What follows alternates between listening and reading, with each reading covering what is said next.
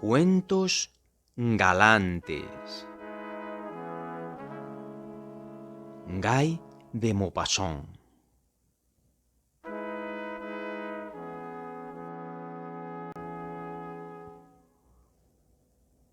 En el bosque. El alcalde iba a sentarse a la mesa para almorzar cuando lo avisaron de que el guardia rural lo esperaba en el ayuntamiento con 2 presos. Se dirigió allá de inmediato y divisó, en efecto, a su guarda rural, el tío Hochedur, de pie y vigilando con aire severo a una pareja de maduros burgueses. El hombre, un tipo gordo, de nariz roja y pelo blanco, parecía abrumado, mientras que la mujer, una abuelita endomingada, muy rechoncha, muy gorda, de mejillas brillantes, miraba con ojos de desafío a la gente de la autoridad que los había cautivado. El alcalde preguntó: «¿Qué pasa, tío Hochedur?» El guardia rural hizo su declaración. Había salido por la mañana a la hora de costumbre para realizar su ronda por los bosques de Champion hasta el límite de Argenteuil. No había observado nada insólito en la campiña, salvo que hacía buen tiempo y que los trigos iban bien, cuando el hijo de los Bredel, que vinaba su viña, le había gritado: tío Hochedur, vaya a ver en la linde del bosque, en el primer bosquecillo, encontrará un par de pichones que muy bien pueden tener 130 años entre los dos». Había salido en la dirección indicada. Había entrado en la espesura y había oído palabras y suspiros que le hicieron suponer un flagrante delito de malas costumbres. Así pues, avanzando a gatas como para sorprender a un furtivo, había apresado a la presente pareja en el momento en que se abandonaba a sus instintos. El alcalde examinó estupefacto a los culpables.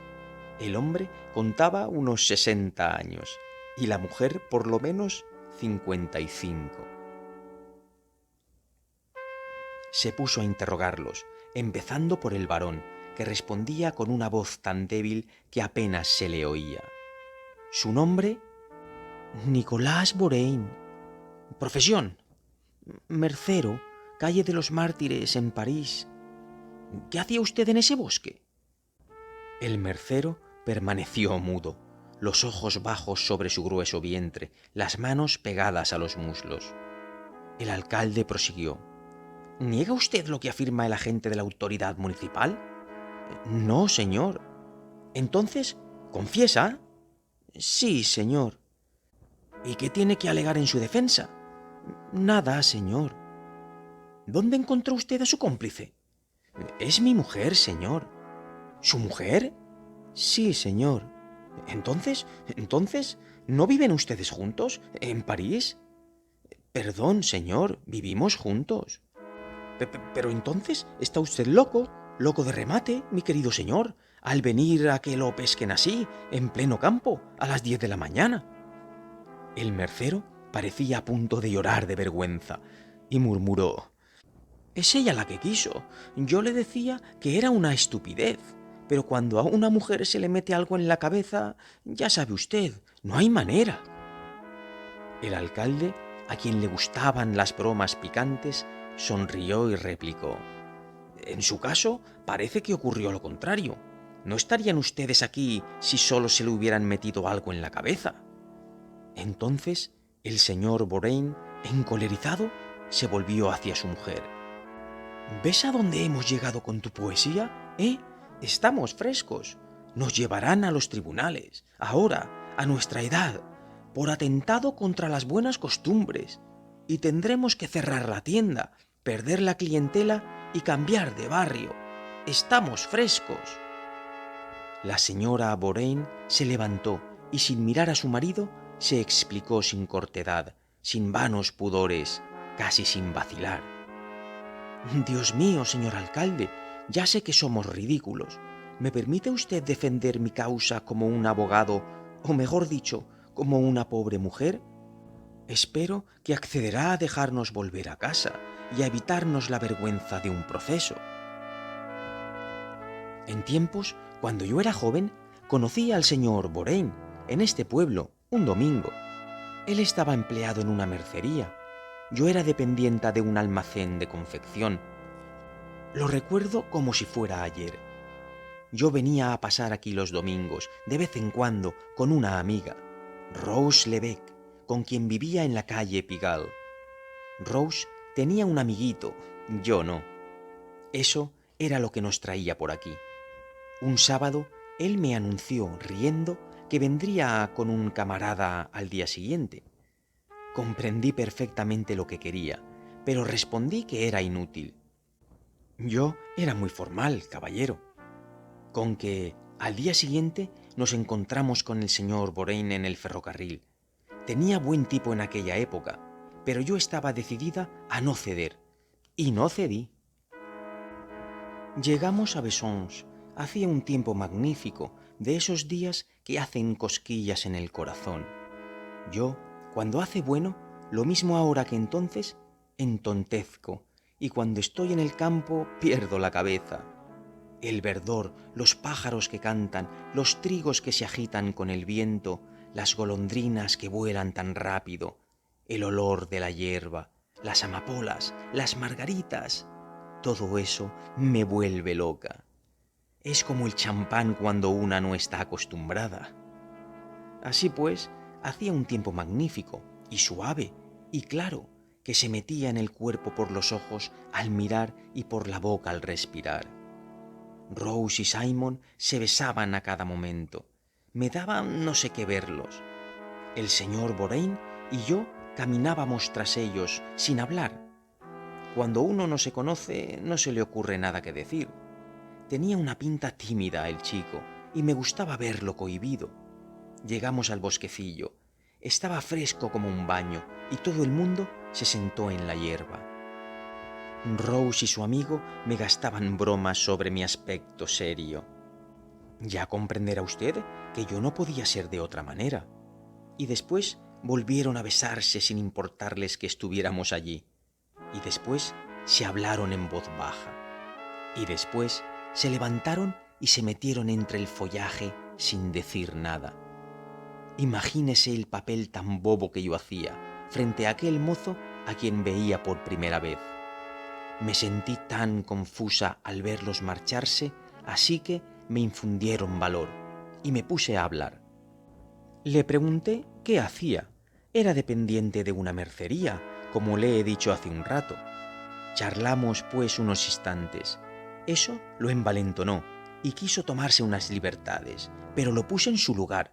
Estuve inflexible. ¿No es cierto, señor Borain? El señor Borain, que se miraba los pies confuso, no respondió. Ella prosiguió. Entonces el chico comprendió que yo era formal y empezó a cortejarme amablemente, como un hombre de bien. A partir de ese día regresó todos los domingos. Estaba muy enamorado de mí, caballero, y yo también lo quería mucho, pero mucho. Era un guapo mozo en tiempos. En resumen, se casó conmigo en septiembre y pusimos un comercio en la calle de los Mártires. Fue muy duro durante años, caballero. Los negocios no marchaban y no podíamos permitirnos partidas de campo. Y además habíamos perdido la costumbre. Uno tiene otras cosas en la cabeza. En el comercio uno piensa más en la caja que en los requiebros. Envejecíamos poco a poco sin darnos cuenta, como gente tranquila que no piensa ya en el amor. No se añora nada mientras uno no percibe que eso le falta. Y después, caballero, los negocios fueron mejorando y ya no tuvimos que preocuparnos por el futuro. Entonces, fíjese, no sé muy bien lo que ocurrió en mi interior, no, de veras, no lo sé. El caso es que volví a soñar como una colegiala. La visión de los carritos de flores que pasan por la calle me daban ganas de llorar. El olor de las violetas venía a mi encuentro en mi sillón, detrás de la caja, y hacía latir mi corazón.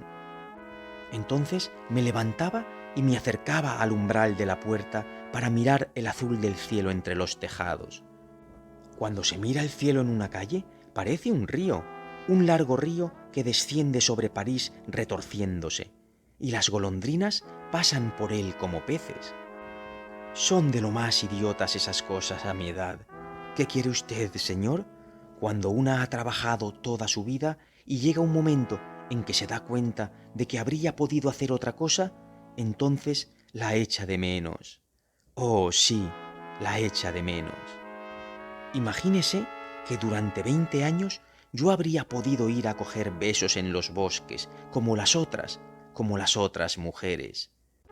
Pensaba en lo hermoso que es estar acostada bajo el follaje amando a alguien, y soñaba con eso todos los días, todas las noches.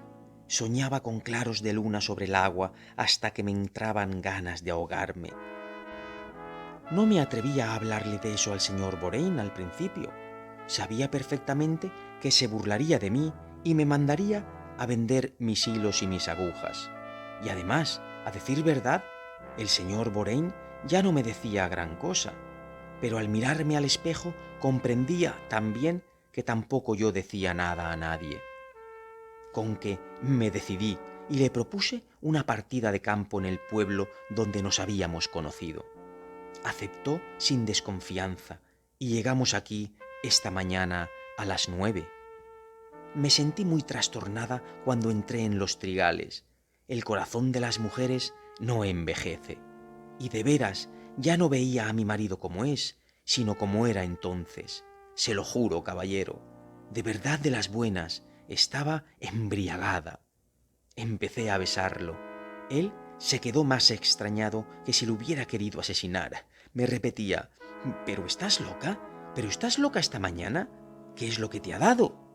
Yo no lo escuchaba, solo escuchaba a mi corazón. Y le hice entrar en el bosque. Y ahí tiene. He dicho la verdad, señor alcalde, toda la verdad. El alcalde era un hombre de ingenio.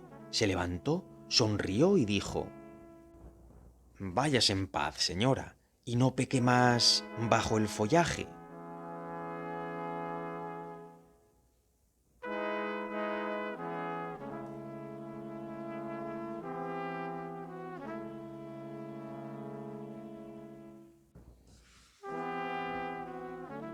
Las joyas.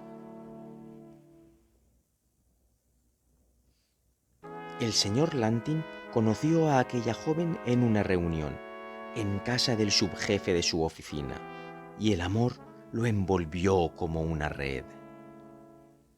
Era hija de un recaudador de provincias, muerto hacía varios años. Había ido a continuación a París con su madre, quien trataba a algunas familias burguesas de su barrio con la esperanza de casar a la jovencita. Eran pobres y honorables, tranquilas y dulces. La joven parecía el tipo consumado de la mujer honrada con la que sueña un joven prudente para confiarle su vida. Su modesta belleza tenía un encanto de angelical pudor, y la imperceptible sonrisa que no se borraba de sus labios parecía un reflejo de su corazón. Todo el mundo cantaba sus alabanzas. Todos cuantos la conocían repetían sin fin: «Dichoso quien se la lleve, no podría encontrar nada mejor». El señor Lantin, entonces oficial primero del Ministerio del Interior, con un sueldo anual de 3.500 francos, pidió su mano y se casó con ella. Fue inverosímilmente feliz con ella. Gobernó su casa con tan certera economía que parecían vivir en el lujo. No había atenciones, delicadezas, mimos que no tuviera con su marido, y la seducción de su persona era tan grande que 6 años después de su encuentro, él la amaba aún más que los primeros días. Solo le censuraba 2 aficiones, la del teatro y la de las joyas falsas. Sus amigas, conocía a algunas mujeres de modestos funcionarios, le procuraban a cada momento palcos para las piezas en boga e incluso para los estrenos, y ella arrastraba, quieras que no, a su marido a estas diversiones que lo fatigaban espantosamente después de su jornada de trabajo. Entonces él le suplicó que accediera a ir al espectáculo con alguna señora conocida que la acompañaría luego a casa. Ella tardó mucho en ceder, juzgando poco conveniente esta manera de obrar. Por fin se decidió a complacerlo y él se lo agradeció infinitamente. Ahora bien, esta afición al teatro engendró pronto en ella la necesidad de adornarse. Sus vestidos seguían siendo muy sencillos, es cierto, siempre de buen gusto, aunque modestos. Y su dulce gracia, su irresistible gracia, humilde y sonriente, parecía adquirir un nuevo sabor con la sencillez de sus trajes, pero adquirió la costumbre de colgar de sus orejas dos gruesas piedras del Rin que simulaban diamantes, y llevaba collares de perlas falsas, pulseras de similor, peinetas adornadas con abalorios variados imitando piedras finas. Su marido, a quien chocaba un poco ese gusto por la quincalla, repetía a menudo: «Querida mía, cuando uno no tiene medios para comprar alhajas de verdad, no debe engalanarse más que con la belleza y la gracia, que son las joyas más raras». Pero ella sonreía dulcemente y repetía: «¿Qué quieres? Me gusta, es mi vicio. Sé perfectamente que tienes razón, pero no me acostumbro. Habría adorado tener joyas». Y hacía rodar entre sus dedos los collares de perlas, resplandecer las facetas de los cristales tallados, repitiendo: «Mira qué bien hechos están, se diría que son de veras». Él sonreía declarando: «Tienes gustos de gitana». A veces por la noche, cuando se quedaban solos al amor de la lumbre, ella traía a la mesa donde tomaban el té la caja de tafilete donde encerraba la pacotilla, según la expresión del señor Lantin, y se ponía a examinar sus alhajas de imitación con una atención apasionada, como si saborease un disfrute secreto y hondo, y se empeñaba en pasar un collar por el cuello de su marido para reírse a continuación con toda su alma, exclamando: «¡Qué gracioso estás!». Después se arrojaba en sus brazos y le besaba locamente. Una noche de invierno, que había ido a la ópera, regresó a casa temblando de frío. Al día siguiente tosía. 8 días después, moría de una congestión pulmonar. Lantin estuvo a punto de seguirla a la tumba. Su desesperación fue tan terrible que su cabello encaneció en un mes. Lloraba de la mañana a la noche, desgarrada el alma por un sufrimiento intolerable, obsesionado por el recuerdo, por la sonrisa, por la voz, por todo el encanto de la muerta. El tiempo no aplacó su dolor. A menudo, durante las horas de oficina, mientras sus colegas venían a charlar un rato de las cosas del día, se veía de pronto hincharse sus mejillas, arrugarse su nariz, llenarse sus ojos de agua. Hacía una mueca horrorosa y empezaba a sollozar. Había conservado intacta la habitación de su compañera, donde se encerraba todos los días para pensar en ella, y todos los muebles, hasta los propios trajes, seguían en su sitio, como se encontraban el último día. Pero la vida se le hacía dura. Su sueldo, que entre las manos de su mujer bastaba para todas las necesidades del hogar, resultaba ahora insuficiente para él solo, y se preguntaba con estupor cómo había sabido arreglárselas ella para darle de beber todos los días vinos excelentes y de comer alimentos delicados que ya no podía procurarse con sus modestos recursos. Contrajo algunas deudas y corrió detrás del dinero a la manera de la gente reducida al extremo. Una mañana, por fin, al encontrarse sin un céntimo, toda una semana antes del final de mes, pensó en vender algo, y al punto se le ocurrió la idea de deshacerse de la pacotilla de su mujer. pues había guardado en el fondo de su corazón una especie de rencor contra aquellos engañabobos que antaño le irritaban. Su propia vista cada día le estropeaba un poco el recuerdo de su bien amada. Buscó un buen rato en el montón de quincalla que ella había dejado, pues hasta los últimos días de su vida había seguido comprándola obstinadamente, trayendo casi cada noche un nuevo objeto, y se decidió por el gran collar que ella parecía preferir, y que podría valer, pensaba, 6 u 8 francos, porque verdaderamente era de un trabajo muy cuidado para ser falso. Se lo metió en el bolsillo y marchó hacia el ministerio por los bulevares, buscando una joyería que le inspirase confianza. Por fin vio una y entró, un poco avergonzado de exhibir así su miseria y de tratar de vender una cosa de tan escaso valor. «Caballero», le dijo al joyero, «quisiera saber en cuánto valora usted esta pieza».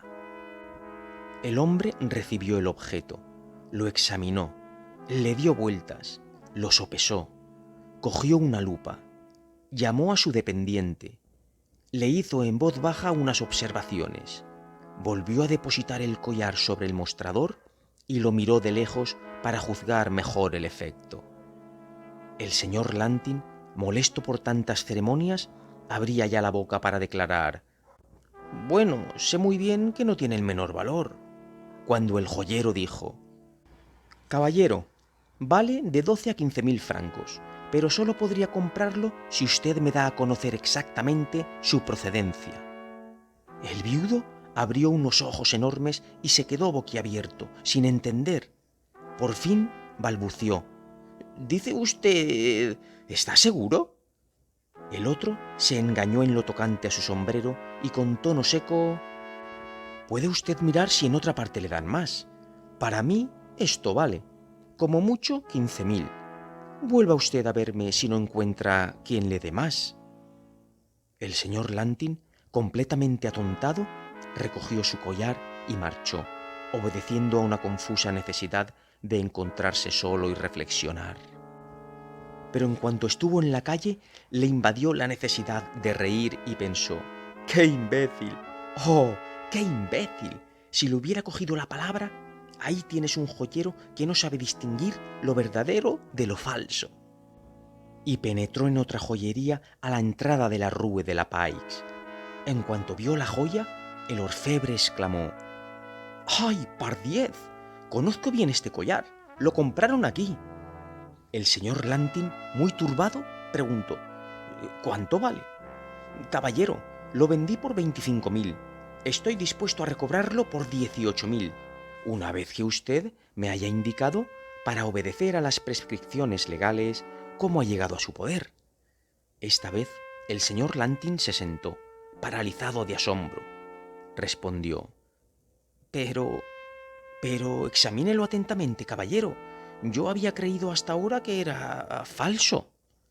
El joyero prosiguió: «¿Quiere decirme su nombre, caballero?». «Claro que sí. Me llamo Lantin. Trabajo en el Ministerio del Interior y vivo en el 16 de la calle de los Mártires». El comerciante abrió sus libros, buscó y exclamó: «En efecto, este collar fue enviado a la dirección de la señora Lantin, en el 16 de la calle de los Mártires, el 20 de julio de 1876. Y los dos hombres se miraron a los ojos, el empleado loco de sorpresa, el orfebre oliéndose un robo. Este prosiguió: «¿Quiere usted dejarme este objeto durante 24 horas solamente? Le daré un recibo». El señor Lantin balbució: «Claro que sí», y salió doblando el papel que se metió en el bolsillo. Después cruzó la calle, subió por ella, advirtió que se equivocaba de camino, volvió a bajar hasta las Tullerías, pasó el Sena, reconoció de nuevo su error, regresó a los Campos Elíseos sin una idea clara en la cabeza. Se esforzaba por razonar, por comprender. Su mujer no había podido comprar un objeto de semejante valor. No, desde luego. Pero entonces, ¿era un regalo? ¡Un regalo! ¡Un regalo! ¿De quién? ¿Por qué? Se había parado y permanecía de pie en medio de la avenida. Lo rozó una horrible duda. ¿Ella? ¿Pero entonces todas las otras joyas eran también regalos? Le pareció que la tierra se movía, que un árbol delante de él se desplomaba. Extendió los brazos y cayó al suelo, privado del conocimiento. Recobró el sentido en una farmacia a donde los transeúntes lo habían llevado. Se hizo acompañar a su casa y se encerró. Lloró enloquecido hasta la noche, mordiendo un pañuelo para no gritar. Después se metió en cama abrumado de fatiga y durmió con un pesado sueño. Un rayo de sol lo despertó y se levantó lentamente para ir a su ministerio. Era duro trabajar después de semejante conmoción. Reflexionó entonces que podía disculparse con su jefe y le escribió. Luego pensó que tenía que volver por la joyería y enrojeció de vergüenza. Se quedó un buen rato reflexionando. Sin embargo, no podía dejar el collar en la tienda de aquel hombre. Se vistió y salió. Hacía buen tiempo. El cielo azul se extendía sobre la ciudad, que parecía sonreír. Unos ociosos caminaban sin rumbo, con las manos en los bolsillos. Lantin se dijo al verlos pasar: «Qué feliz es uno cuando tiene fortuna. Con dinero uno puede sacudirse hasta las penas, va a donde quiere, viaja, se distrae. Ah, si yo fuera rico». Se dio cuenta de que tenía hambre, pues no había comido desde la antevíspera, pero sus bolsillos estaban vacíos y se acordó del collar. 18.000 francos, bonita suma. Se dirigió a la Rue de la Paix y empezó a pasear de arriba abajo por la acera frente a la tienda. 18.000 francos. 20 veces estuvo a punto de entrar, pero la vergüenza lo detenía siempre. Tenía hambre, no obstante, mucha hambre, y ni un céntimo. Se decidió bruscamente, cruzó corriendo la calle para no darse tiempo de reflexionar y se precipitó en la joyería. Tan pronto como lo vio el comerciante, se mostró solícito. Le ofreció una silla con sonriente cortesía. Llegaron los propios dependientes, los cuales miraban hacia Lantin con regocijo en los ojos y en los labios. El joyero declaró: «Me he informado, caballero, y si usted sigue en la misma disposición, estoy dispuesto a pagarle la suma que le propuse». El empleado murmuró: «Claro que sí». El orfebre sacó de un cajón 18 billetes grandes, los contó, se los tendió a Landin, quien firmó un pequeño recibo y se metió con manos temblorosas el dinero en el bolsillo. Después, cuando iba a salir, se volvió hacia el comerciante, que seguía sonriendo y bajando la vista. Tengo otras joyas que provienen de la misma herencia. ¿Le convendría comprármelas también?». El comerciante se inclinó. «Claro que sí, caballero». Uno de los dependientes salió para reírse a sus anchas. Otro se sonaba con fuerza. Lantin, impasible, rojo y grave, anunció: «Vendré a traérselas». Y cogió un simón para ir a buscar las alhajas. Cuando volvió a la joyería, una hora después, todavía no había almorzado. Se pusieron a examinar los objetos pieza por pieza, valorando cada uno. Casi todos procedían de la misma casa. Lantin ahora discutía las estimaciones, se enfadaba, exigía que le enseñasen los libros de ventas y hablaba cada vez más alto a medida que se elevaba la suma. Los gruesos brillantes de las orejas valían 20.000 francos, las pulseras 35.000, los broches, anillos y medallones 16.000, un aderezo de esmeraldas y zafiros 14.000, un solitario colgado de una cadena de oro formando collar 40.000. El total alcanzaba la cifra de 196.000 francos. El comerciante declaró con burlona bonachonería: «Esto proviene de una persona que metía todos sus ahorros en joyas». Lantin pronunció gravemente: Es una manera como otra cualquiera de invertir el dinero. Y se marchó tras haber decidido con el comprador que al día siguiente se celebraría un peritaje. Cuando se encontró en la calle, miró a la columna Vendôme con ganas de trepar por ella, como si hubiera sido un palo de cucaña. Se sentía ligero, tanto como para jugar a piola con la estatua del emperador encaramada allá arriba en el cielo. Fue a almorzar a Boïchin y bebió vino de 20 francos la botella. Después cogió un simón y dio una vuelta por el bosque.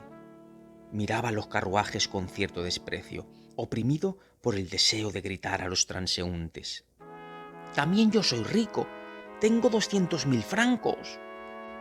El recuerdo de su ministerio volvió a él. Mandó que lo llevaran allá. Entró resueltamente en el despacho de su jefe y anunció: «Vengo a presentar mi dimisión, señor. He recibido una herencia de 300.000 francos». Fue a estrechar las manos de sus ex colegas y les confió sus proyectos de una nueva existencia. Después cenó en el café inglés. Al encontrarse al lado de un señor que le pareció distinguido, no pudo resistir el prurito de confiarle, con cierta coquetería, que acababa de heredar 400.000 francos. Por primera vez en su vida no se aburrió en el teatro y pasó la noche con fulanas. 6 meses después volvía a casarse. Su segunda mujer era muy honesta, pero de carácter difícil. Le hizo sufrir mucho.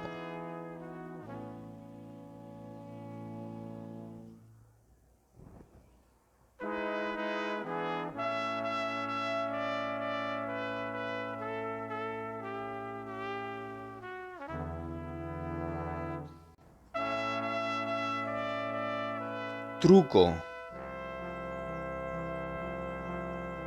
¿Las mujeres? ¿Qué pasa con las mujeres? Bueno, no hay prestidigitadores más sutiles para pegárnosla a cada paso, con razón o sin ella, a menudo por el mero placer de engañar. Y engañan con una sencillez increíble, una audacia sorprendente, una finura invencible. Engañan de la mañana a la noche, y todas, las más honradas, las más rectas y las más sensatas.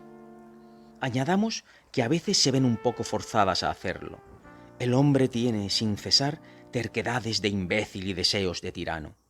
Un marido, en su hogar, impone a cada momento ridículas voluntades. Está lleno de manías. Su mujer las halaga al engañarlo. Le hace creer que una cosa cuesta tanto, porque él chillaría si valiera más. Y siempre sale hábilmente del paso con métodos tan fáciles y tan astutos que nos quedamos de una pieza cuando los descubrimos por casualidad. Nos decimos estupefactos: ¿cómo no nos habíamos dado cuenta? El hombre que hablaba era un exministro del imperio, el conde de L, muy libertino, decían, y de espíritu superior. Lo escuchaba un grupo de jóvenes. Prosiguió: «A mí me la dio una humilde burguesita de forma cómica y magistral. Voy a contarles la cosa para que aprendan. Yo era entonces ministro de Asuntos Exteriores y todas las mañanas tenía la costumbre de dar un largo paseo a pie por los Campos Elíseos. Era en el mes de mayo. Yo caminaba respirando ávidamente el agradable olor de las primeras hojas. Pronto advertí que me encontraba todos los días con una adorable mujercita, una de esas sorprendentes y graciosas criaturas que llevan la marca de fábrica de París. ¿Bonita? Sí y no. ¿Bien formada? No, más que eso. El talle era demasiado delgado, los hombros demasiado rectos, el pecho demasiado abultado, sí. Pero prefiero esas exquisitas muñecas de carne redonda al enorme armazón de la Venus de Milo. Además, andan con unos pasitos incomparables, y el simple temblor de sus miriñaques hace correr los deseos por nuestra médula. Parecía mirarme al pasar, pero esas mujeres siempre parecen todo y nunca se sabe. Una mañana la vi sentada en un banco con un libro abierto en la mano. Me apresuré a sentarme a su lado. 5 minutos después éramos amigos.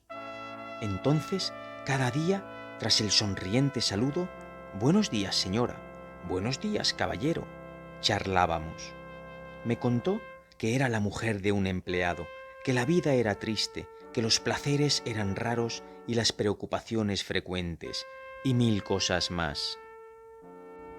Yo le dije quién era, por casualidad y tal vez también por vanidad. Ella simuló bien su asombro. Al día siguiente venía a verme al ministerio y regresó tan a menudo que los ordenanzas, habiendo aprendido a conocerla, se lanzaban unos a otros en voz baja al divisarla el nombre con que la habían bautizado. La señora León. Ese es mi nombre de pila. Durante 3 meses la vi todas las mañanas sin cansarme de ella un segundo. De tal modo sabía variar y aderezar su ternura. Pero un día advertí que tenía los ojos irritados y brillantes de lágrimas contenidas, que le costaba trabajo hablar, perdida en preocupaciones secretas. Le rogué, le supliqué que me dijera la preocupación que la embargaba, y acabó por balbucir, estremeciéndose: Estoy encinta. Y se puso a sollozar. Oh, hice una horrible mueca y debí de palidecer como suele hacerse ante semejantes noticias. No pueden imaginarse ustedes el desagradable golpe que asesta en el pecho el anuncio de estas inesperadas paternidades. Pero lo sabrán tarde o temprano. A mi vez tartamudeé. Pero, estás casada, ¿no? Respondió. Sí, pero mi marido está en Italia desde hace 2 meses y no regresará en mucho tiempo. Me interesaba, costara lo que costara, desprenderme de mi responsabilidad. Dije, es necesario reunirse con él de inmediato. Ella se ruborizó hasta las sienes y bajando los ojos, sí, pero...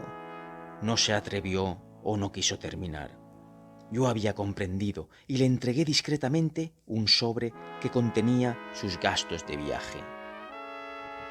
8 días después me dirigía una carta desde Génova. A la semana siguiente recibía una de Florencia. Después me llegaron de Liorna, de Roma, de Nápoles. Me decía, voy bien, amorcito mío, pero estoy espantosa. No quiero que me veas antes de que esto acabe. No me amarías ya. Mi marido no sospecha nada. Como su misión lo retiene todavía mucho tiempo en este país, solo volveré a Francia después del alumbramiento. Y al cabo de unos 8 meses recibía desde Venecia estas únicas palabras: es un niño. Algún tiempo después, ella entró bruscamente una mañana en mi despacho, más lozana y más linda que nunca, y se arrojó en mis brazos. Y nuestra antigua ternura recomenzó. Dejé el ministerio. Ella vino a mi hotel de la calle de Grenelle. A menudo me hablaba del niño, pero yo no la escuchaba, no me concernía. En ocasiones le entregaba sumas bastante grandes, diciéndole simplemente, coloca eso a su nombre. Transcurrieron 2 años más. Ella se empeñaba cada vez más en darme noticias del crío, de León. A veces lloraba. No lo quieres, ni siquiera deseas verlo. Si supieras qué pena me causas. Por fin, un día me hostigó tanto que le prometí ir al día siguiente a los Campos Elíseos a la hora en que lo sacaba de paseo. Pero en el momento de salir me detuvo un temor. El hombre es débil e idiota. ¿Quién sabe lo que iba a ocurrir en mi corazón? ¿Y si empezaba a amar a aquel pequeño ser nacido de mí? ¡Mi hijo! Tenía el sombrero en la cabeza, los guantes en las manos. Arrojé los guantes sobre el escritorio y el sombrero sobre una silla. No, decididamente no iré. Es más cuerdo. Se abrió la puerta. Entraba mi hermano. Me tendió una carta anónima recibida esa mañana. Prevenga al conde de L, su hermano, de que la mujercita de la calle Cachet se burla descaradamente de él, que tome informes acerca de ella. Jamás había dicho nada a nadie de esta vieja intriga. Me quedé estupefacto y le conté la historia a mi hermano desde el principio al fin. Agregué, por mi parte, no quiero ocuparme de nada, pero serías muy amable si te informases tú. Cuando mi hermano se marchó, yo me decía, ¿en qué puede engañarme? ¿Tiene otros amantes? ¿Qué me importa? Es joven, lozana y bonita. Yo no le pido más. Parece amarme y no me cuesta demasiado, en definitiva. Realmente no entiendo nada. Mi hermano regresó muy pronto. En la policía le habían dado unos informes perfectos del marido, empleado en el Ministerio del Interior, correcto, bien considerado, bien pensante, aunque casado con una mujer muy bonita cuyos gastos parecían un poco exagerados para su modesta posición. Sin más. Ahora bien, mi hermano la había buscado en su domicilio y al enterarse de que había salido, había hecho cotorrear a precio de oro a la portera. La señora D, una mujer excelente, y su marido, un hombre excelente, nada orgullosos, nada ricos, pero generosos. Mi hermano preguntó, por decir algo, ¿qué edad tiene ahora su hijito? Pero no tiene ningún hijo, caballero. ¿Cómo? ¿Y el pequeño león? No, caballero, usted se equivoca. Pero, ¿y el que tuvo durante su viaje a Italia hace ahora 2 años? No ha estado nunca en Italia, caballero. No ha dejado la casa desde hace 5 años que vive aquí. Mi hermano, sorprendido, había interrogado de nuevo, sondeado, llevado más lejos sus investigaciones. Nada de hijos, nada de viajes. Yo estaba prodigiosamente extrañado, aunque sin comprender bien el sentido final de esta comedia. Quiero, dije, salir de dudas. Voy a rogarle que venga aquí mañana. Tú la recibirás en mi lugar. Si se ha burlado de mí, le entregarás estos 2000 francos y no volveré a verla.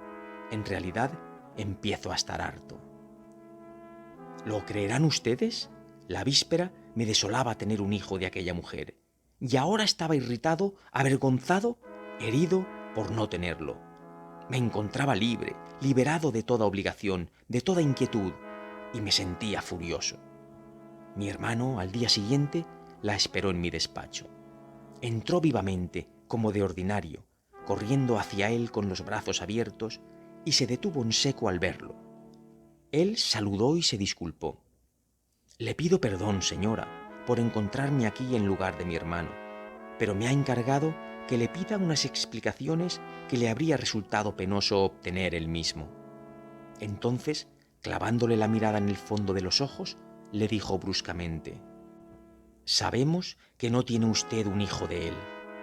Tras el primer momento de estupor, ella había recuperado el dominio de sí, se había sentado y miraba sonriente a aquel juez. Respondió simplemente: «No, no tengo ningún hijo». Sabemos también que nunca ha estado en Italia. Esta vez ella se echó a reír abiertamente. «No, nunca ha estado en Italia». Mi hermano, aturullado, prosiguió: «El conde me ha encargado entregarle este dinero y decirle que todo ha terminado». Ella recobró su seriedad, se metió tranquilamente el dinero en el bolsillo y preguntó con ingenuidad: «¿Entonces no volveré a ver al conde?» «No, señora». Pareció contrariada y agregó en tono tranquilo: «Mala suerte, lo quería mucho». Viendo que se había resignado tan resueltamente, mi hermano, sonriendo a su vez, le preguntó: «Vamos, dígame ahora por qué inventó todo ese truco largo y complicado del viaje y del niño». Miró a mi hermano, pasmada, como si hubiera hecho una pregunta estúpida, y respondió: «Menuda malicia. ¿Cree usted que una pobre burguesita insignificante como yo hubiera retenido durante 3 años al conde de L, un ministro, un gran señor, un hombre a la moda, rico y seductor, si no le hubiera dado algo que proteger? Ahora se acabó. Mala suerte. No podía durar siempre. No por ello dejé de tener éxito durante 3 años. Dele usted muchos recuerdos de mi parte». Se levantó. Mi hermano prosiguió: «Pero, ¿y el niño? ¿Tenía usted uno para enseñárselo?» «Claro, el hijo de mi hermana. Me lo prestaba. Apuesto a que es ella quien les ha avisado». «Bueno, ¿y todas esas cartas de Italia?» Ella volvió a sentarse para reír a sus anchas. Oh, esas cartas. Es todo un poema. No en mano, el conde era el ministro de Asuntos Exteriores. Pero, ¿no hay más? Lo que haya es mi secreto. No quiero comprometer a nadie. Y saludando con una sonrisa un poco burlona, salió sin más emoción como una actriz cuyo papel ha concluido. Y el conde de L agregó como moraleja: fíense ustedes de tales pájaras.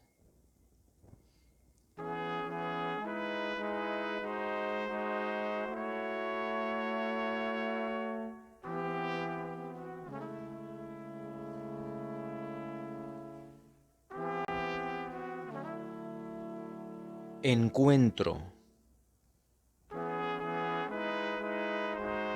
Fue una casualidad, una verdadera casualidad. Como todos los aposentos de la princesa estaban abiertos esa noche de fiesta, el barón de Étreilles, fatigado de permanecer en pie, entró en el dormitorio desierto y casi oscuro al salir de los salones iluminados. Buscaba un asiento donde dormir, seguro de que su mujer no querría marcharse antes del alba. Distinguió desde la puerta el ancho lecho de azur con flores de oro, colocado en el centro de la vasta estancia, semejante a un catafalco donde hubieran sepultado el amor, pues la princesa ya no era joven. Detrás, una gran mancha clara daba la sensación de un lago visto por una alta ventana. Era el espejo, inmenso, discreto, revestido con oscuras colgaduras que se dejaban caer a veces y que se habían levantado a menudo, y el espejo parecía contemplar la cama, su cómplice. Hubiérase dicho que tenía recuerdos, añoranzas, como esos castillos frecuentados por los espectros de los muertos y que se iba a ver pasar sobre su superficie lisa y vacía esas formas encantadoras que tienen las caderas desnudas de las mujeres y los dulces gestos de los brazos cuando se enlazan. El varón se había detenido sonriente, un poco emocionado, en el umbral de aquella cámara de amor. Pero de pronto algo apareció en el espejo, como si los fantasmas evocados hubieran surgido ante él. Un hombre y una mujer, sentados en un sofá muy bajo, oculto en la sombra, se habían levantado, y el cristal pulido, al reflejar sus imágenes, los mostraba de pie y besándose en los labios antes de separarse. El varón reconoció a su esposa y al marqués de Cerviñé.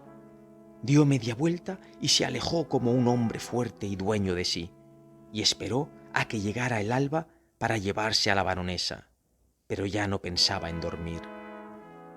En cuanto estuvo a solas con ella, le dijo: «Señora, la he visto hace un rato en el dormitorio de la princesa de Reims. No necesito explicarme más. No me gustan los reproches, ni las violencias, ni el ridículo. Y como quiero evitar esas cosas, vamos a separarnos sin ruido. Mis administradores arreglarán la situación de usted de acuerdo con mis órdenes. Tendrá libertad para vivir a su antojo, al no morar ya bajo mi techo, aunque la prevengo de que, si se produce algún escándalo, me veré forzado a mostrarme severo, ya que seguirá usted llevando mi apellido». Ella quiso hablar. Él se lo impidió, se inclinó y se retiró a su cuarto. Se sentía más bien extrañado y triste que desgraciado. La había amado mucho en los primeros tiempos de su matrimonio. Ese ardor se había ido enfriando poco a poco. Y ahora, a menudo, tenía sus caprichos, ya en el teatro, ya entre la buena sociedad, aunque conservaba, empero, cierta afición a la baronesa. Ella era jovencísima, apenas 24 años, bajita, singularmente rubia y delgada, demasiado delgada. Era una muñeca de París, fina, mimada, elegante, coqueta, bastante ingeniosa, con más encanto que belleza.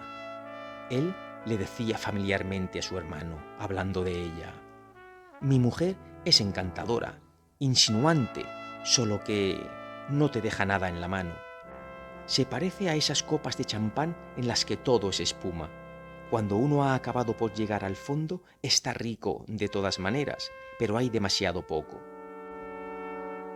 Caminaba por su habitación de un lado a otro, agitado y pensando en mil cosas. A ratos lo sublevaban ráfagas de cólera y sentía unas ganas brutales de ir a romperle las costillas al marqués o de abofetearlo en el casino. Después reconocía que eso sería de mal gusto, que se reirían de él y no del otro, y que esos arrebatos procedían más bien de su vanidad herida que de su corazón mortificado. Se acostó, pero no durmió nada. Se supo en París, unos días después, que el barón y la baronesa de Treuil se habían separado amistosamente por incompatibilidad de caracteres. Nadie sospechó nada, no hubo cuchicheos y nadie se asombró. El barón, sin embargo, para evitar encuentros que le resultarían penosos, viajó durante un año. Luego pasó el verano siguiente en los baños de mar, el otoño cazando y regresó a París para el invierno. No vio a su mujer ni una vez. Sabía que no daba que hablar. Se cuidaba al menos de guardar las apariencias. Él no pedía más. Se aburrió, viajó de nuevo. Después restauró su castillo de Villebox, lo cual le llevó 2 años. Después recibió en él a sus amigos, lo cual le ocupó al menos durante 15 meses. Después, fatigado de este placer ya gastado, regresó a su hotel de la calle de Lille, exactamente 6 años después de la separación. Tenía para entonces 45 años, bastantes canas, un poco de barriga y esa melancolía de la gente que ha sido guapa, solicitada, amada y que se deteriora día a día. Un mes después de su vuelta a París, cogió frío al salir del casino y empezó a toser. Su médico le ordenó que fuera a terminar el invierno en Niza. Se marchó, pues, un lunes por la noche, en el rápido. Como llevaba retraso, llegó cuando el tren se ponía en marcha. Había un sitio en un departamento, subió a él. Una persona estaba ya instalada en el asiento del fondo, tan envuelta en pieles y abrigos que no supo adivinar si era hombre o mujer. Solo se distinguía un largo fardo de ropas. Cuando vio que no sabría nada, el varón se instaló a su vez. Se caló su gorro de viaje, desplegó sus mantas, se arrebujó en ellas, se extendió y se durmió. Solo despertó con la aurora y de inmediato miró hacia su acompañante. No se había movido en toda la noche y parecía aún en pleno sueño.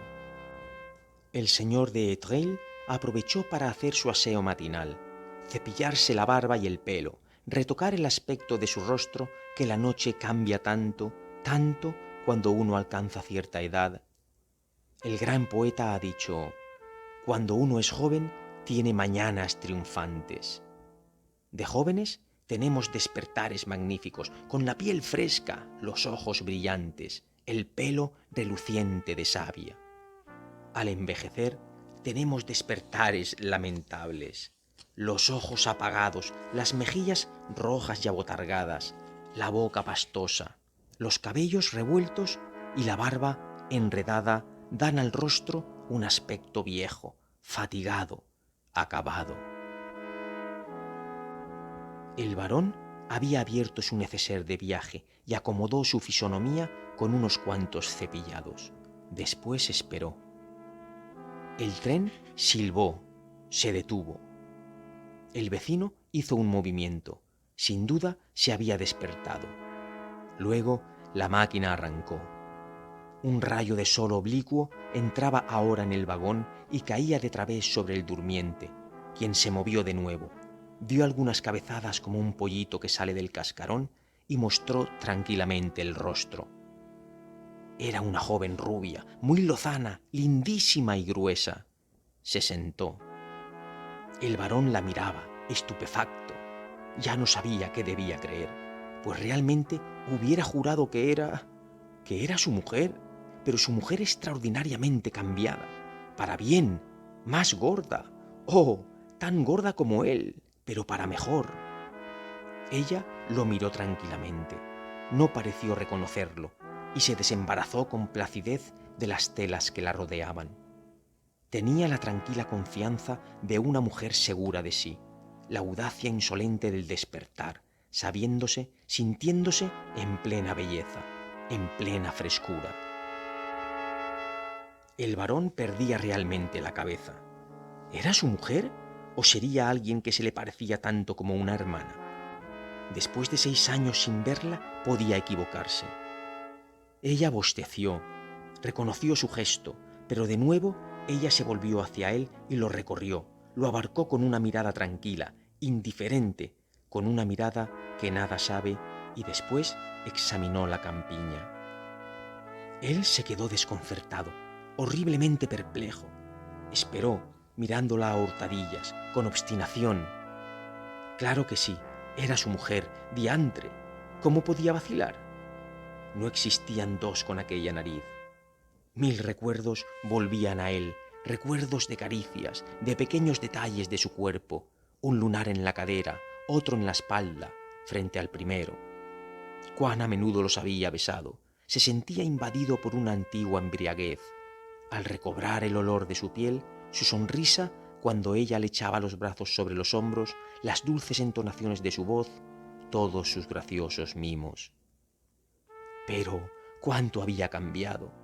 Estaba embellecida, era ella y ya no era ella. La encontraba más madura, mejor formada, más mujer, más seductora, más deseable, adorablemente deseable. Con que aquella mujer ajena, desconocida, encontrada por casualidad en un vagón, era suya, le pertenecía legalmente. Solo tenía que decir, «Lo quiero». Antaño él había dormido en sus brazos, vivido en su amor. La encontraba ahora tan cambiada que apenas la reconocía. Era otra y era ella al mismo tiempo. Era otra, nacida, formada, crecida desde que él la había dejado. Y era también ella, a quien él había poseído, cuyas actitudes encontraba modificadas con los antiguos rasgos más formados, la sonrisa menos remilgada, los ademanes más seguros. Eran dos mujeres en una, mezclando una gran parte de nueva incógnita con una gran parte de amado recuerdo. Era algo singular, turbador, excitante, una especie de misterio de amor en el que flotaba una confusión deliciosa. Era su mujer en un cuerpo nuevo, en una carne nueva que sus labios no habían recorrido. Y pensaba, en efecto, que en 6 años todo en nosotros cambia. Solo el contorno sigue siendo reconocible e incluso a veces desaparece. La sangre, los cabellos, la piel, todo recomienza, todo se reforma, y cuando se ha estado mucho tiempo sin verse, se halla otro ser eternamente diferente, aun cuando sea el mismo y lleve el mismo nombre. Y el corazón también puede variar, las ideas también se modifican, se renuevan, hasta tal punto que en 40 años de vida podemos, mediante lentas y constantes transformaciones, convertirnos en 4 o 5 seres absolutamente nuevos y diferentes. Pensaba turbado en lo más íntimo. Le volvió bruscamente el pensamiento de la noche en que la había sorprendido en el dormitorio de la princesa. No lo agitó la menor furia. No tenía ante sus ojos a la misma mujer, la muñequita delgada y viva de entonces. ¿Qué iba a hacer? ¿Cómo hablarle? ¿Qué decirle? ¿Lo habría reconocido ella? El tren se detenía de nuevo. Se levantó, saludó y propuso. «Berth, ¿no necesita usted nada? ¿Podría traerle...?» Ella lo miró de pies a cabeza y respondió, sin extrañeza, sin confusión, sin cólera, con plácida indiferencia. «No, nada, gracias». Bajó y dio unos pasos por el andén para reaccionar, como quien recobra el sentido después de una caída. ¿Qué iba a hacer ahora? ¿Subir a otro vagón? Parecería huir. ¿Mostrarse galante? ¿Solícito? Parecería pedir perdón. ¿Hablar como su amo y señor? Parecería un patán, y además, realmente, ya no tenía derecho a ello. Volvió a subir y ocupó su sitio. También ella, durante su ausencia, había hecho rápidamente su tocado. Estaba tendida ahora en su asiento, impasible y radiante. Se volvió hacia ella y le dijo: «Mi querida Berth, puesto que un azar tan singular nos sitúa frente a frente después de 6 años de separación sin violencia, ¿vamos a seguir mirándonos como dos enemigos irreconciliables? Estamos encerrados a solas, mala suerte o buena. Yo no me iré, con que ¿no es preferible que charlemos como amigos hasta el fin de nuestro viaje?» Ella respondió tranquilamente: «Como usted quiera». Entonces se quedó cortado, sin saber qué decir. Después, armándose de audacia, se acercó, se sentó en el asiento del medio y con voz galante: «Veo que es preciso hacerle la corte. Está bien. Por otra parte, es un placer, pues está usted encantadora. No se imagina cuánto ha cambiado desde hace 6 años. No conozco una sola mujer que me haya dado la deliciosa sensación que he tenido al verla salir de sus pieles hace un momento. Realmente no habría creído posible tal cambio». Ella afirmó, sin mover la cabeza y sin mirarlo: «No puedo decirle otro tanto, pues ha perdido usted mucho». Él se ruborizó, confuso y turbado, y después, con una sonrisa resignada: «Es usted dura». Se volvió hacia él. «¿Por qué? Es una comprobación. No tendrá usted intenciones de ofrecerme su amor, ¿verdad? Por lo tanto, es absolutamente indiferente que lo encuentre bien o mal. Pero veo que este tema le resulta penoso. Hablemos de otra cosa. ¿Qué ha hecho usted desde que no lo veo?» Él había perdido los estribos. Balbució: «Yo he viajado, he cazado, he envejecido, como usted ve. ¿Y usted?». Ella declaró con serenidad: «Yo guardé las apariencias, como usted me había ordenado». Una palabra brutal le subió a los labios. No la dijo, sino que, tomando la mano de su mujer, la besó. «Y se lo agradezco». Quedó sorprendida. Él se mostraba realmente fuerte y siempre dueño de sí. Él prosiguió: «Ya que accedió usted a mi primera petición, ¿quiere ahora que charlemos sin acritud?». Ella esbozó un gestecillo de desprecio. «Pero si yo no siento acritud, me es usted completamente ajeno. Trato solamente de animar una conversación difícil». Él la seguía mirando, seducido a pesar de su rudeza, sintiendo que lo invadía un brutal deseo, un deseo irresistible, un deseo de amo y señor. Ella preguntó, notando que lo había herido y ensañándose: «¿Qué edad tiene usted ahora? Lo creía más joven de lo que aparenta». Palideció: «Tengo 45 años». Después añadió: «Se me olvidó pedirle noticias de la princesa de Reims. ¿La sigue viendo?». Le lanzó una mirada de odio. «Sí, siempre. Va muy bien, gracias». Y permanecieron uno al lado del otro, el corazón agitado, el alma irritada. De repente, él declaró: «Mi querida Berth, acabo de cambiar de opinión. Es usted mi mujer y pretendo que regrese hoy mismo bajo mi techo. Opino que ha ganado usted mucho en belleza y en carácter, y la recobro. Soy su marido, estoy en mi derecho». Se quedó estupefacta y lo miró a los ojos para leer en ellos su pensamiento. Él tenía un rostro impasible, impenetrable y resuelto. Respondió: «Lo siento mucho, pero tengo mis compromisos». Sonrió él: «Peor para usted. La ley pone en mis manos la fuerza. La utilizaré».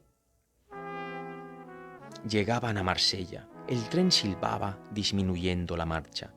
La baronesa se levantó, enrolló sus mantas con seguridad y después, volviéndose hacia su marido: «Mi querido Raymond, no abuse usted de una entrevista que yo he preparado. He querido tomar mis precauciones, siguiendo sus consejos, para no tener nada que temer ni de usted ni de la sociedad, ocurra lo que ocurra. Va usted a Niza, ¿verdad?». «Iré a donde usted vaya». «Nada de eso. Escúcheme y le prometo que me dejará tranquila. Ahora mismo En el andén de la estación va usted a ver a la princesa de Reims y a la condesa Henriot, quienes me esperan con sus maridos. He querido que nos viesen juntos, a usted y a mí, y que se supiera que habíamos pasado la noche solos en este departamento. No tema nada, esas señoras lo contarán por todas partes, tan sorprendente les parecerá a la cosa.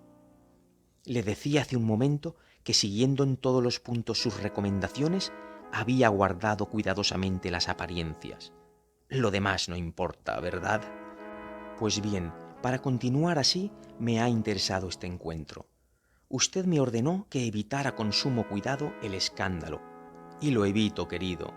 Pues me temo... Esperó a que el tren se hubiera detenido por completo y cuando un grupo de amigos se lanzaba a la portezuela y la abría, remató. Me temo que estoy encinta. La princesa extendía los brazos para abrazarla. La baronesa le dijo, señalándole al varón, pasmado de asombro y que trataba de adivinar la verdad. ¿No reconocen ustedes a Raymond? Ha cambiado mucho, en efecto. Consintió en acompañarme para no dejar que viajase sola. A veces hacemos escapadas de estas, como buenos amigos que no pueden vivir juntos. Por otra parte, vamos a separarnos aquí. Ya está harto de mí. Le tendía la mano, que él tomó maquinalmente. Después saltó al andén entre los que la esperaban. El varón cerró bruscamente la portezuela, demasiado emocionado para decir una palabra o tomar una resolución. Oía la voz de su mujer y sus risas alegres que se alejaban. Jamás volvió a verla. ¿Había mentido? ¿Decía la verdad? Siempre lo ignoró.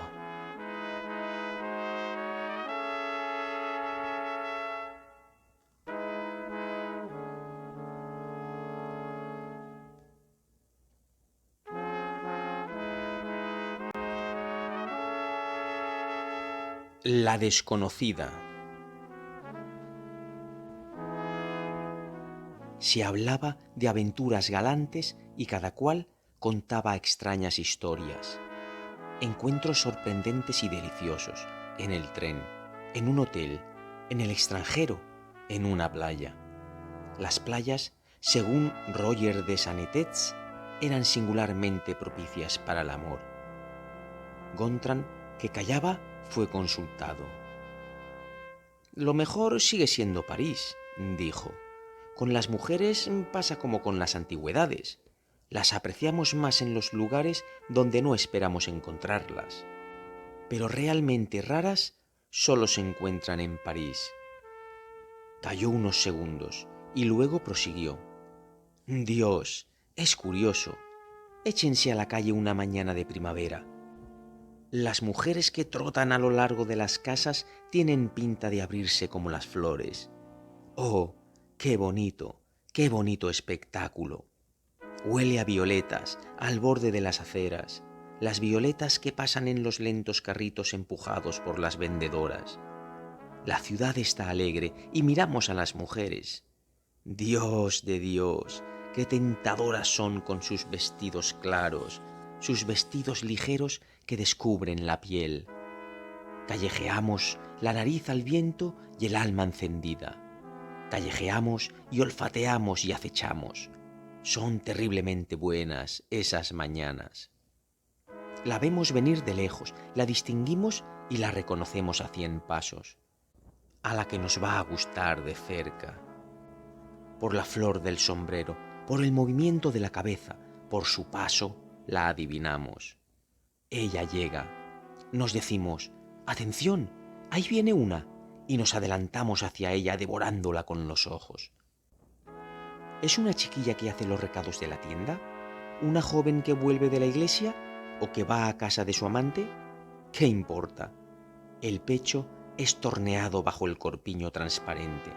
Oh, si pudiéramos meter los dedos bajo él, los dedos o los labios, la mirada es tímida o atrevida, la cabeza morena o rubia, ¿qué importa? El roce de esa mujer que trota os hace correr un escalofrío por la espalda. Y cómo la deseamos hasta la noche, a la así encontrada. Ciertamente, he conservado el recuerdo de una veintena de criaturas vistas una vez o 10 veces de esta forma, y de las que me habría enamorado locamente si las hubiera conocido con más intimidad. Pero así son las cosas. Uno jamás conoce a las que amaría desatinadamente. ¿Os habéis fijado en eso? Es bastante gracioso. Vislumbramos de vez en cuando mujeres cuya sola visión hace estragos en nuestros deseos, pero no hacemos sino vislumbrarlas. Yo, cuando pienso en todos los seres adorables con quienes me he codeado en las calles de París, siento crisis de rabia, me ahorcaría. ¿Dónde están? ¿Quiénes son? ¿Dónde podríamos encontrarlas de nuevo, volver a verlas? Hay un proverbio que dice que uno pasa a menudo al lado de la dicha.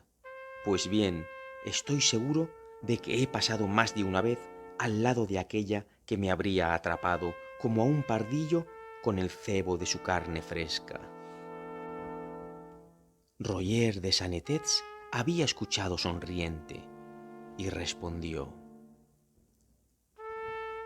«Conozco eso tan bien como tú. He aquí lo que me ocurrió a mí. Hace unos 5 años encontré por primera vez en el puente de la Concordia a una joven alta y ligeramente robusta que me hizo un efecto sorprendente. Era morena, una morena gruesa, con cabellos brillantes que se le comían la frente y unas cejas que enlazaban los 2 ojos bajo su gran arco que iba de una sien a otra. Un leve bigote sobre el labio hacía soñar, como uno sueña con los bosques amados al ver un ramillete sobre una mesa. Tenía una cintura muy quebrada, un pecho prominente, presentado como un desafío, ofrecido como una tentación. Los ojos parecían una mancha de tinta sobre esmalte blanco. No eran ojos, sino agujeros negros, agujeros profundos abiertos en su cabeza, en aquella mujer, por donde se veía su interior, se entraba en ella. ¡Oh, qué extraña mirada opaca y vacía, sin pensamientos, y tan hermosa! Me imaginé que era judía. La seguí. Muchos hombres se daban la vuelta. Caminaba contoneándose de una forma poco graciosa, pero turbadora. Cogió un simón en la plaza de la Concordia. Y me quedé como un animal al lado del obelisco, me quedé herido por la más intensa emoción de deseo que me hubiera asaltado nunca. Pensé en ella durante 3 semanas, por lo menos. Después la olvidé. Volví a verla 6 meses después, en la Rue de la Paix, y sentí, al divisarla, un vuelco en el corazón como cuando uno encuentra a una amante locamente querida antaño. Me detuve para verla acercarse a gusto. Cuando pasó cerca de mí, casi tocándome, me pareció que estaba ante la boca de un horno. Después, cuando se hubo alejado, tuve la sensación de un viento fresco que corría por mi rostro. No la seguí. Tenía miedo de hacer una tontería, miedo de mí mismo. Frecuentó a menudo mis sueños, ya conoces esas obsesiones. Estuve 1 año sin encontrarla. Después, una noche, a la puesta del sol, hacia el mes de mayo, la reconocí mientras subía delante de mí por la avenida de los Campos Elíseos. El arco de la estrella se dibujaba sobre el telón de fuego del cielo. Un polvo de oro, una niebla de roja claridad remolineaba.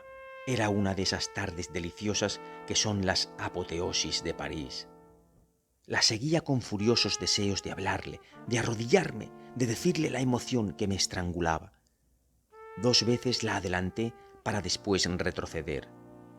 2 veces experimenté de nuevo, al cruzarme con ella, aquella sensación de calor ardiente que me había herido en la Rue de la Paix. Me miró. Después la vi entrar en una casa de la calle Presbourg. La esperé 2 horas en un portal. No salió. Me decidí entonces a interrogar al portero. No pareció entenderme. «Debe de ser una visita», dijo. Y estuve 8 meses más sin volver a verla. Ahora bien, una mañana de enero, de un frío siberiano, seguía yo el Boulevard Malesherbes, corriendo para entrar en calor, cuando, en la esquina de una calle, tropecé tan violentamente con una mujer que ésta dejó caer un paquetito. Quise disculparme. Era ella. Al principio me quedé sobrecogido de asombro. Después, tras devolverle el objeto que llevaba en la mano, le dije bruscamente: «Estoy desolado y encantado, señora, de haberla atropellado así. Hace más de 2 años que la conozco, que la admiro, que siento el más violento deseo de serle presentado. Y no puedo conseguir saber quién es usted ni dónde vive. Disculpe semejantes palabras, atribúyalas a un deseo apasionado de contarme entre quienes tienen derecho a saludarla. Un sentimiento tal no puede herirla, ¿verdad? No me conoce usted. Soy el barón Roger de Sanetetz. Infórmese, le dirán que soy presentable. Y ahora, si usted se resiste a mi petición, hará de mí un hombre infinitamente desgraciado. Vamos, sea buena, deme, indíqueme un medio para verla». Me miraba fijamente con sus ojos extraños y muertos, y respondió sonriendo: «Deme su dirección, iré a su casa». Me quedé tan estupefacto que se debió de traslucir, pero nunca tardó mucho en recobrarme de estas sorpresas, y me apresuré a darle una tarjeta que ella deslizó en su bolsillo con un gesto rápido, con una mano habituada a escamotear cartas. Balbucí, osado de nuevo: «¿Cuándo la veré?». Vaciló, como si me estuviera haciendo un complicado cálculo, tratando sin duda de recordar, hora por hora, su programa. Después murmuró: «El domingo por la mañana, ¿le parece?». «Claro que me parece». Y se marchó, tras haberme mirado de hito en hito, juzgado, sopesado, analizado con aquella mirada pesada y vaga que parecía dejaros algo sobre la piel, una especie de visco, como si hubiera proyectado sobre las personas uno de esos líquidos espesos de que se sirven los pulpos para oscurecer el agua y adormecer a sus presas. Me entregué hasta el domingo a un terrible laboreo mental para adivinar quién era y para trazarme una regla de conducta. ¿Debía pagarle? ¿Cómo? Me decidí a comprar una joya, una linda joya, a fe mía, que coloqué en su estuche sobre la chimenea. Y la esperé después de haber dormido mal. Llegó a eso de las 10, muy serena, muy tranquila, y me tendió la mano como si me conociera mucho. La hice sentar, la despojé de su sombrero, de su velo, de su abrigo de piel, de su manguito. Después comencé con cierta cortedad a mostrarme más galante, pues no tenía tiempo que perder. No se hizo rogar en absoluto, por otra parte, y aún no habíamos intercambiado 20 palabras cuando ya empezaba a desnudarla. Continuó por sí sola esta torpe tarea que yo no he conseguido nunca rematar. Me pincho con los alfileres, aprieto los cordones en nudos inextricables en vez de desenredarlos. Lo revuelvo todo, lo confundo todo, lo retraso todo y pierdo la cabeza. Oh, mi querido amigo, ¿conoces en la vida momentos más deliciosos que estos, cuando se mira desde un poco lejos por discreción para no amedrentar ese pudor de avestruz que tienen todas ellas a aquella que se despoja para ti de todas sus telas rumorosas que caen en círculo a sus pies, una tras otra? ¿Hay algo más bonito que sus movimientos para desprender esas suaves prendas que se derrumban, vacías y blandas, como si acabaran de ser heridas de muerte? Qué soberbia y estremecedora es la aparición de la carne, de los brazos desnudos y de la garganta después de la caída del corpiño. Y qué turbadora la línea del cuerpo adivinada bajo el último velo. Mas hete aquí que de pronto distinguí algo sorprendente, una mancha negra entre los hombros, pues ella me daba la espalda. Una gran mancha en relieve, negrísima. Le había prometido, además, no mirar. ¿Qué era? No me cabían dudas, empero, y el recuerdo del bigote visible, de las cejas que unían los ojos, de aquella melena que la coronaba como un casco, habría debido prepararme para esta sorpresa. Me quedé estupefacto, sin embargo, y obsesionado bruscamente por visiones y reminiscencias singulares. Me pareció que veía a una de las magas de las 1001 noches, uno de esos seres peligrosos y pérfidos que tienen por misión arrastrar a los hombres a abismos desconocidos. Pensé en Salomón haciendo pasar a la reina de Saba sobre un espejo para asegurarse de que no tenía el pie hendido. Y cuando tuve que cantarle mi canción de amor, descubrí que ya no tenía voz, pero ni un hilo, amigo mío. Perdón, tenía una voz de cantor del Papa, lo cual primero la extrañó y después la enojó rotundamente, pues al volver a vestirse pronunció con vivacidad: «No valía la pena molestarme para esto».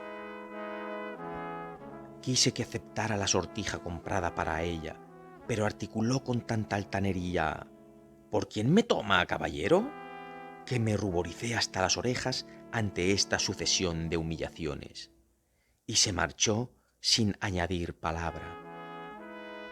Esta es toda mi aventura, pero lo peor es que ahora estoy enamorado de ella, enamorado locamente.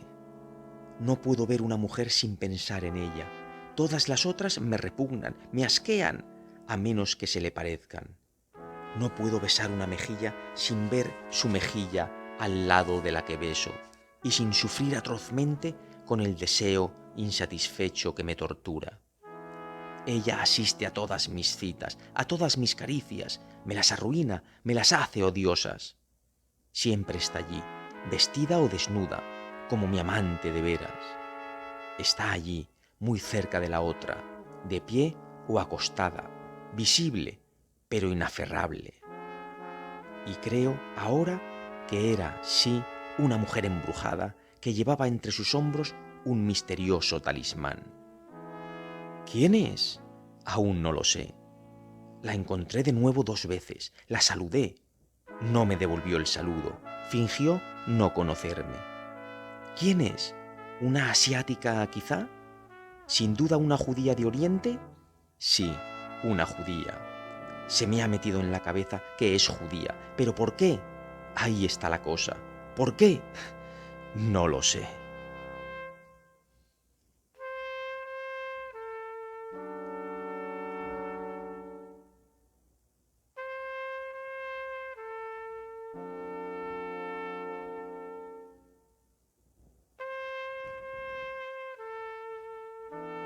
Imprudencia. Antes de la boda se habían amado castamente, en la luna. Había sido, al principio, un encantador encuentro en una playa del océano.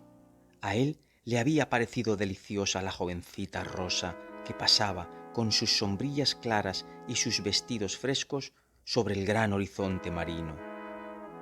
La había amado, rubia y frágil, en aquel marco de olas azules y cielo inmenso.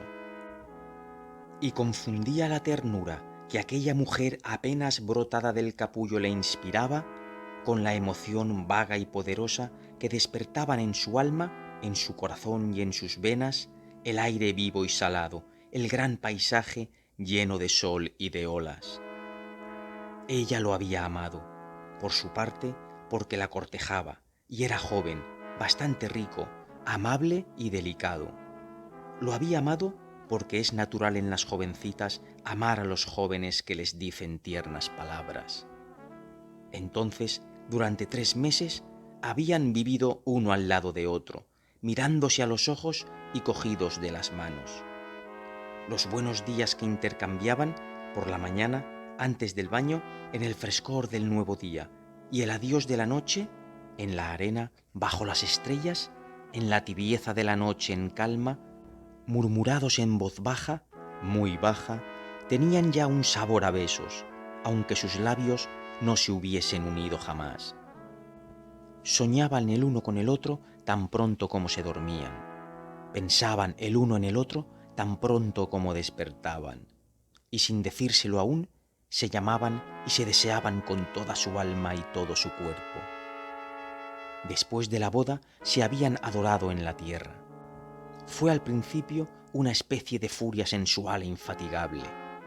Después, una ternura exaltada hecha de poesía palpable, de caricias ya refinadas, de invenciones amables y pícaras. Todas sus miradas significaban algo impuro, y todos sus gestos recordaban la cálida intimidad de las noches.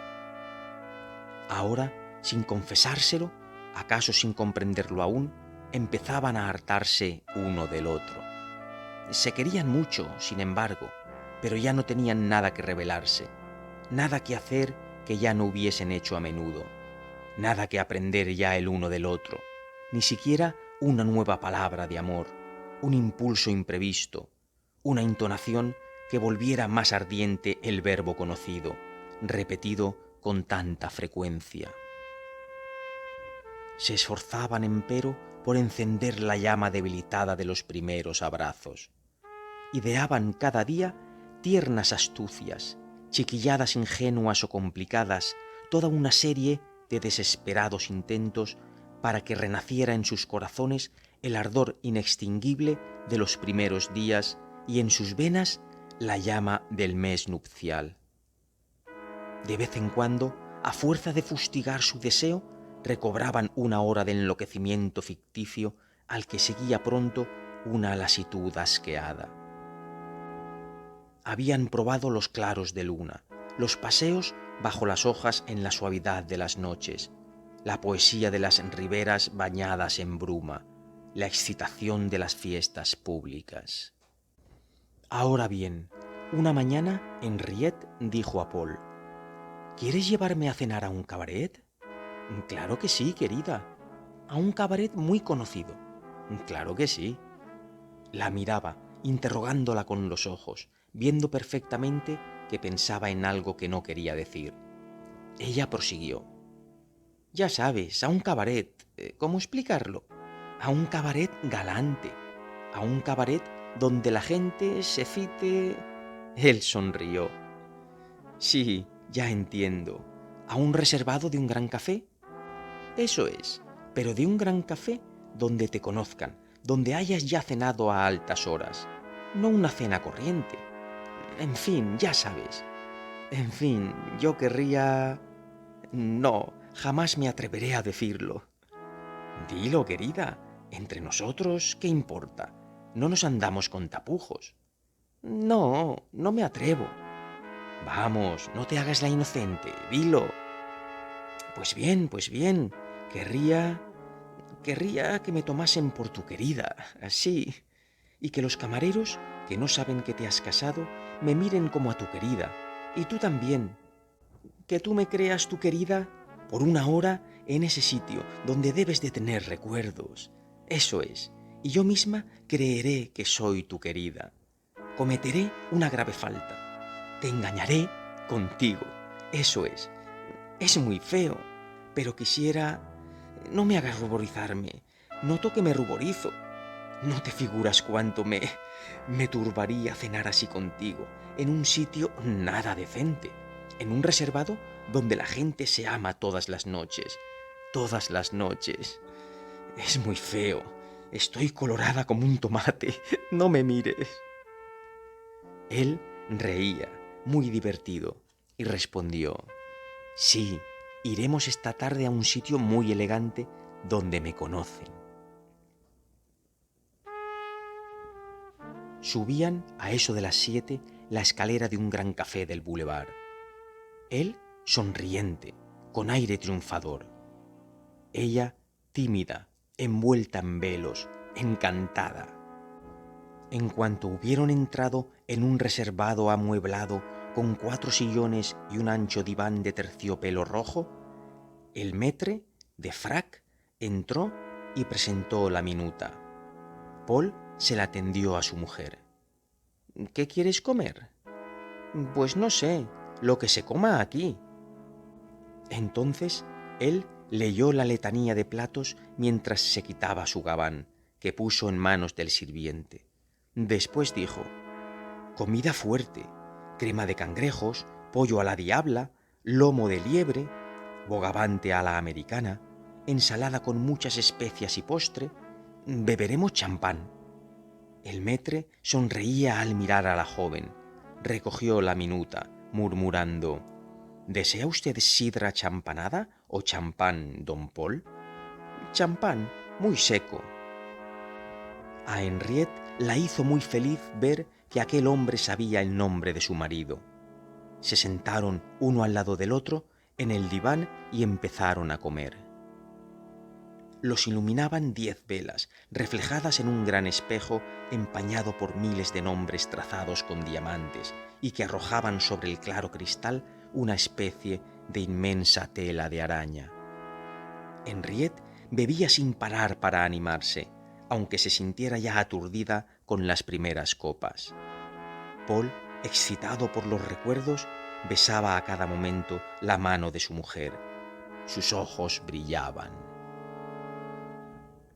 Ella se sentía extrañamente emocionada por aquel lugar equívoco, agitada, contenta, un poco mancillada, pero vibrante. 2 criados serios, mudos, habituados a verlo todo y a olvidarlo todo, a entrar solo en los instantes necesarios y a salir en los minutos de desahogo, iban y venían rápida y suavemente. Hacia la mitad de la cena, Henriette estaba achispada, totalmente achispada, y Paul, alegre, le oprimía la rodilla con todas sus fuerzas. Ella charloteaba ahora, osada, las mejillas rojas, la mirada viva y húmeda. «Oh, vamos, Paul, confiésate. ¿Sabes? Quisiera saberlo todo». ¿Todo? ¿Qué, querida? No me atrevo a decírtelo. Venga, dilo. ¿Has tenido amantes? ¿Muchas antes de mí? Él vacilaba, un poco perplejo, sin saber si debía ocultar sus aventuras galantes o jactarse de ellas. Ella prosiguió: «Oh, por favor, dímelo. ¿Has tenido muchas?» «Algunas». «¿Cuántas?» «Y yo qué sé. Esas cosas no se saben. ¿No las has contado?» «Claro que no». «Oh, entonces has tenido muchas». «Pues sí». «¿Cuántas, más o menos? Solo más o menos». «De veras que no lo sé, querida. Hay años en los que tuve muchas y años en los que tuve menos». «¿Cuántas al año? Dime».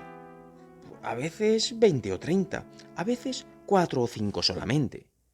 «Oh, eso suma más de 100 mujeres en total». «Pues sí, más o menos». «Oh, qué asqueroso». «¿Por qué asqueroso?» «Pues porque es asqueroso cuando se piensa en ello. Todas esas mujeres, desnudas, y siempre lo mismo. Oh, qué asqueroso. Más de 100 mujeres». A él le chocó que considerara eso asqueroso y respondió con ese aire superior que adoptan los hombres para dar a entender a las mujeres que están diciendo tonterías. «Pues sí que tiene gracia. Si es asqueroso tener 100 mujeres, igualmente asqueroso es tener una sola». «Oh, no, en absoluto». «¿Y por qué no?» «Porque con una mujer hay una relación, hay un amor que te liga a ella, mientras que 100 mujeres es una porquería, una indecencia.